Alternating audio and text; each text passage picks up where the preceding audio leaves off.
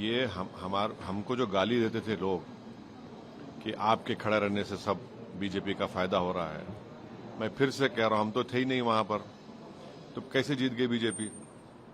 क्या क्या अनाप शनाप बोलते थे हमारे बारे में, ये टीम वो टीम। अब जब वहां पर बीजेपी जीत गई, जिम्मेदार कौन है इसका? और दूसरी अहम बात यह है कि 10 साल की एंटी इनकम्बेंसी का फायदा कांग्रेस पार्टी को उठाना चाहिए था, मगर लगता यह है कि उनके इंटरनल डिफरेंसेस की वजह से उसका फायदा बीजेपी को हो गया। और तीसरी बात यह है कि बीजेपी को अगर आप जरा सा भी मौका देंगे इलेक्टोरल बैटल में, तो बीजेपी उसका फायदा उठा लेती है।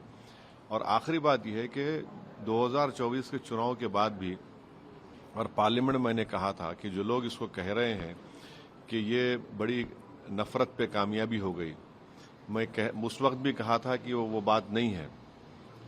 तो बीजेपी की ये कामयाबी को अब जो हो रही है अभी, इसके जिम्मेदार कौन है?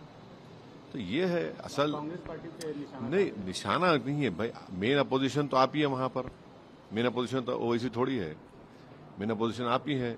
और 10 साल के एंटी इनकम्बेंसी के बाद, 10 साल और फिर आपके हालिया पार्लियामेंट के चुनाव के नतीजे के बाद एक गोल्डन अपॉर्चुनिटी थी इनके पास कि बीजेपी को हरा देते वहां से, मगर वो नहीं कर पाए। इनका अपने इंटरनल डिफरेंसेस की बुनियाद पर, अपने एरोगेंस की बुनियाद पर, तो बड़ा।